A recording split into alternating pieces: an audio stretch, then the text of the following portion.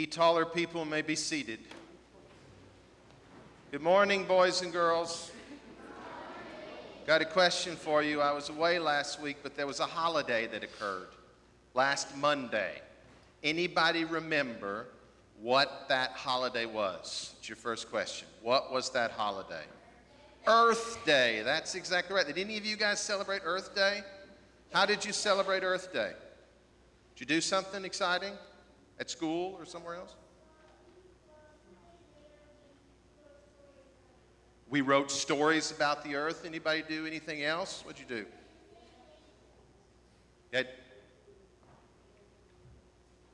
You had to write an essay on paper. On paper, they had to write an essay.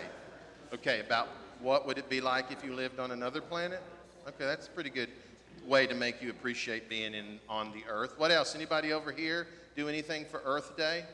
Anybody go out? Just go out to some place outdoors last weekend or this weekend? Where'd you go, Art? You went to an Earth Day festival. There you go. Did you go somewhere?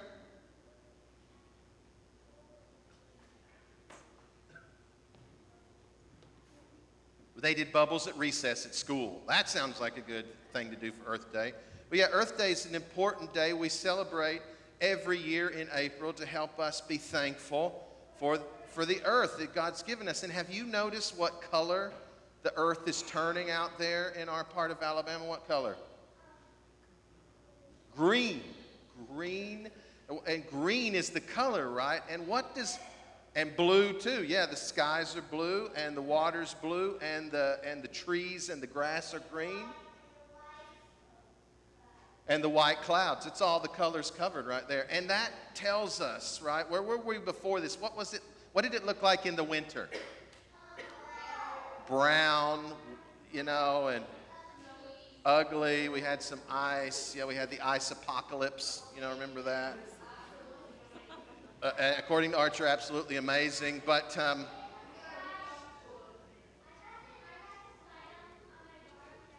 okay, they got the slide on their bottom. See, I've opened the winter door, and now I'm in trouble. So let's go back. So you see all the dark brown and the light colors. It's kind of dingy. But then the green comes out, and it tells us that the earth is what? Alive. Better, right? It's springtime. That's right.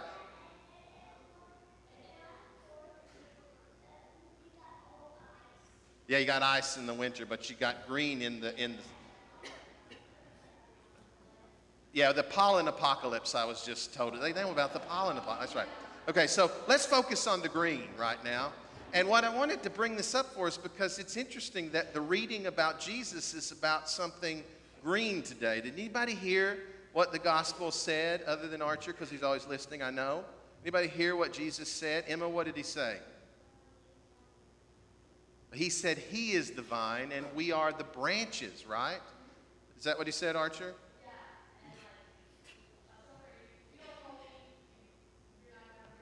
Yeah, that's right. You're not going to be very green, right? Jesus wants us to be his branches. And if we're his branches, we have to be alive and do things to produce fruit, right? Anybody like fruit trees? Anybody have any fruit trees around here? You grow a garden, there you go. You plant, you water things, you grow. Well, did you know our faith as Christians takes some watering? Takes a little bit of fertilizing here and now. The rector's job is to spread the fertilizer, in case you didn't know. And that's supposed to help you grow and expand because that's what Jesus wants us to do because we're the branches, right? We're the branches. And Jesus wants us to grow and have fruit and spread. Because what happens, what does the fruit have inside of it? Seeds. And if seeds fall on the ground, what happens?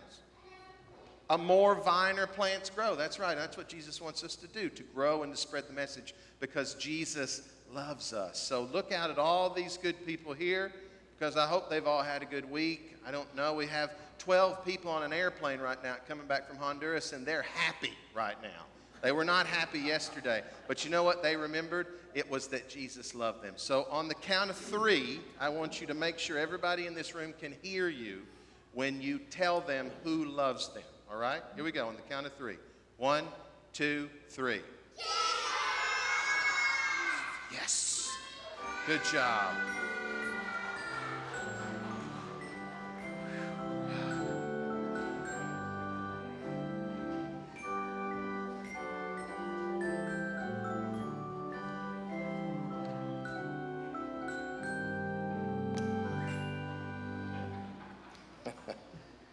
Good morning. Well, if I look a little discombobulated this morning, it's true. That's what I am today. I wasn't planning on standing here in this pulpit in front of you this morning. If you happen to notice in your bulletin right now, it says that Deacon Jeannie is supposed to be preaching today, and that is not a mistake, nor is it a typographical error.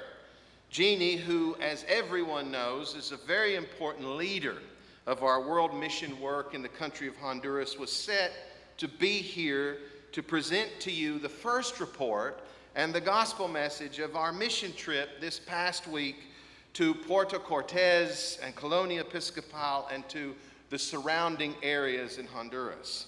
I'm only standing here in her place because as successful as that time in Honduras was for us last week, the air travel that gets you where you're going and is supposed to bring you home again doesn't always follow that same successful course.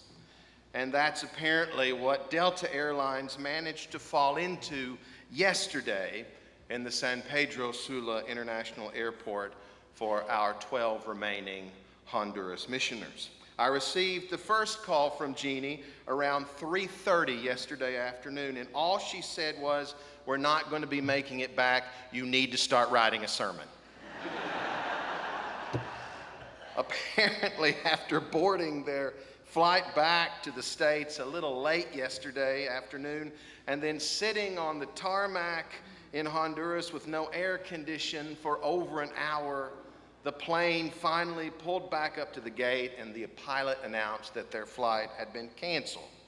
Later, I got the info that luckily all 12 of them were able to retrieve their luggage off that plane, make it through Honduran customs for a third time, and find a hotel for the night. When I last spoke to Jeannie at 7:30 p.m. last night on the phone, they were all booked for the 8 a.m. flight out of Honduras this morning. And right before I started celebrating the Eucharist or Holy Communion at the 8 a.m. service, I received a text on my Apple Watch that said they were on the plane. So thanks be to God, they are on their way home finally. Needless to say, we should continue to pray for them because some of them have a very long layover in Atlanta today. And we will certainly be praying for all of them this morning here at St. Thomas. So now that you know that part of the story from yesterday, let me try to take on the rest of what I'm 100% Jeannie would have wanted to say to you this morning if she and her team had made their originally scheduled flight home on time. And that is that our week in Honduras this year, meeting old friends this church has been working with for years and making new friends serving in locations that we've never ever been before, was a huge and happy success. God be praised. Our team, as it's done in recent years, again divided itself into two different groups this time around. One focused on serving children at the small school in the community of Colonia Episcopal, just outside the city of Puerto Cortez, and our second group working with a medical team of doctors, dentists, and assistants from inside Honduras to provide medical clinics at Colonia Episcopal and 2 additional villages way farther out in the rural areas outside the city. The days were long, and how should I put this? They were warm. And at least for some of us, the language was difficult.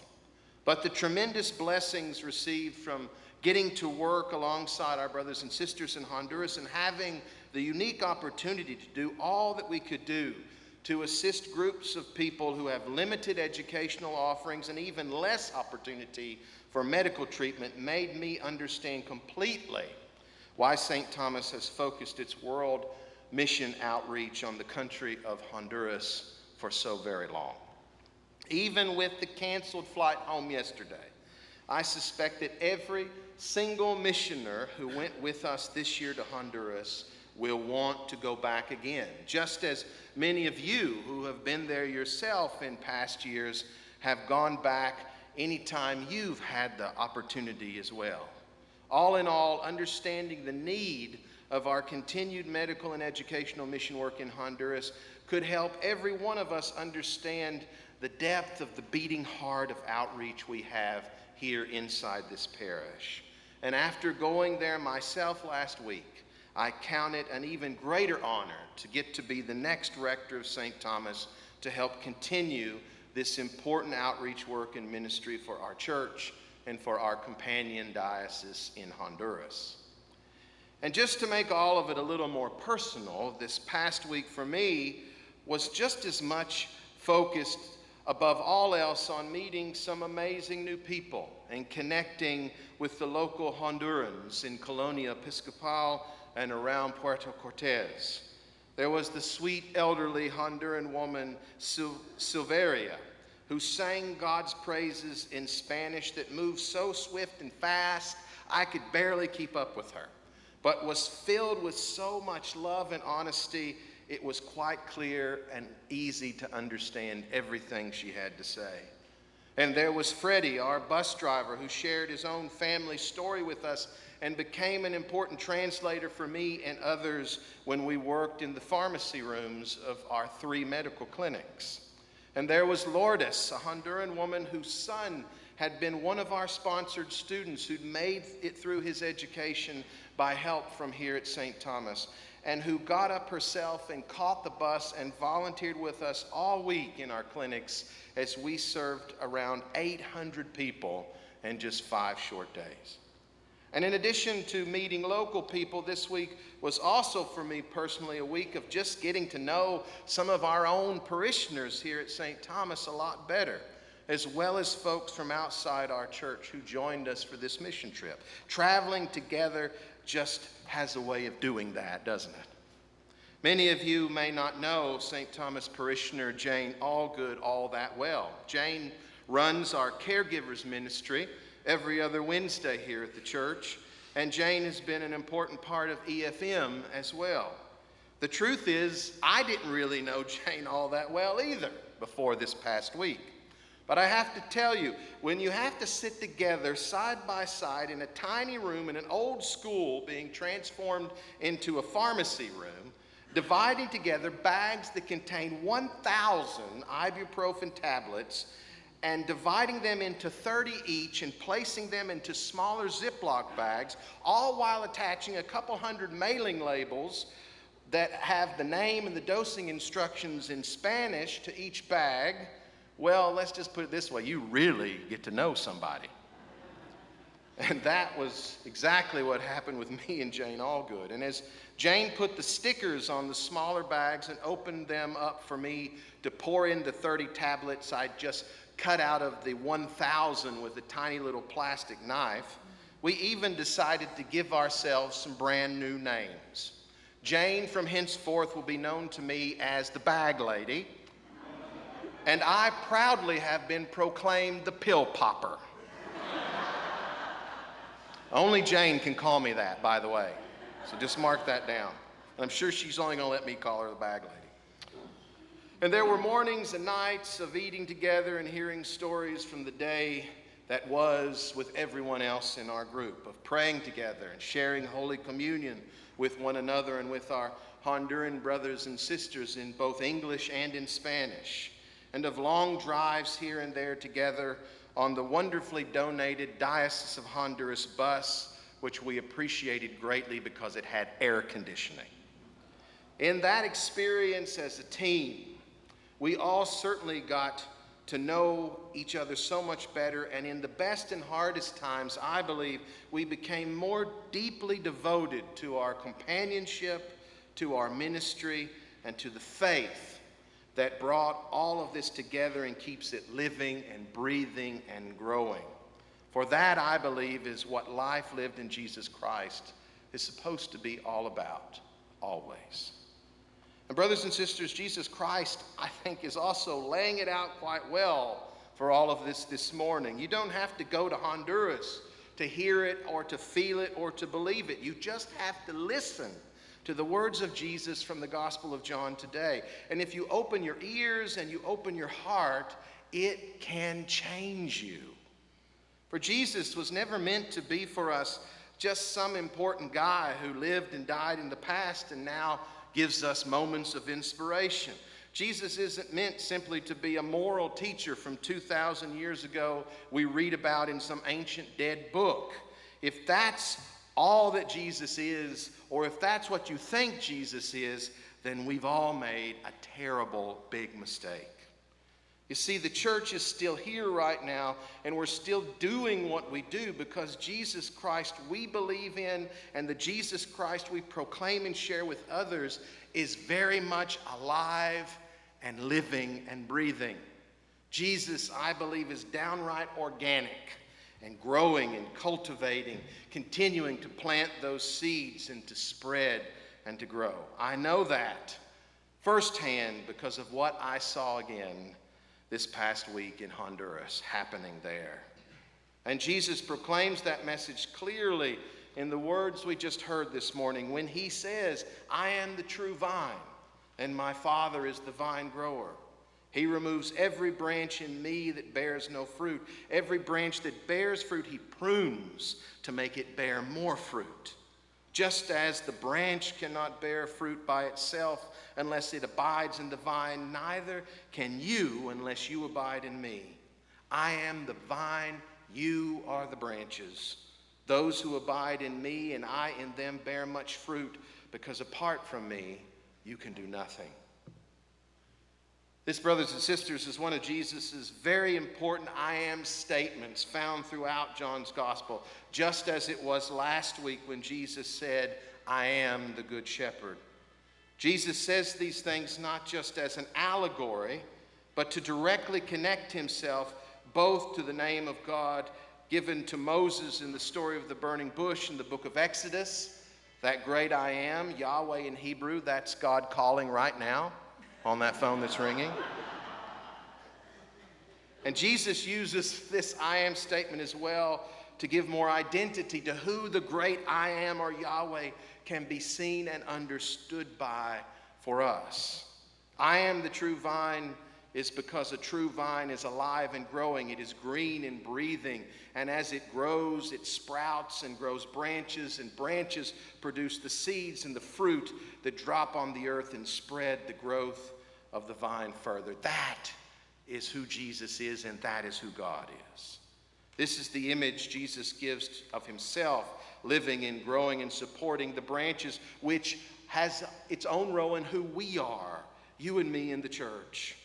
If we can listen to Jesus, if we believe what he says to us, if we follow him and find ways to put Jesus above other things, then we will begin to produce the fruit that causes the love and faith and hope of Jesus to live and to spread and to grow everywhere.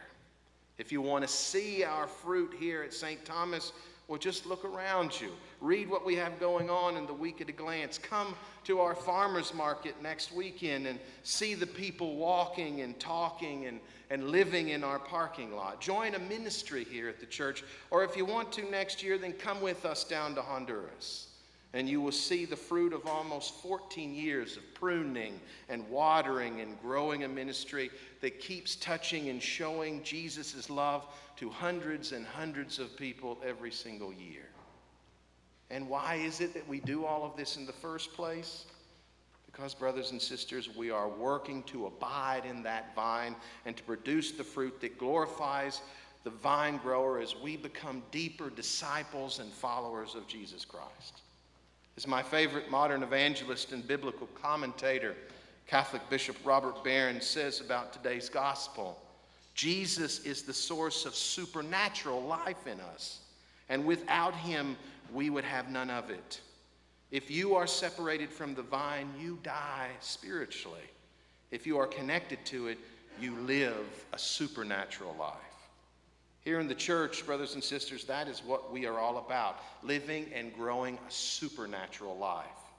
And we do it and experience it and are transformed by it through our prayers and worship together, through grace God pours out to us in sacraments, especially the Holy Eucharist, and in the love and connections we form organically in the ministry and fellowship we involve ourselves in, here inside the church, out there amongst our communities in Huntsville, and in places we serve around the world.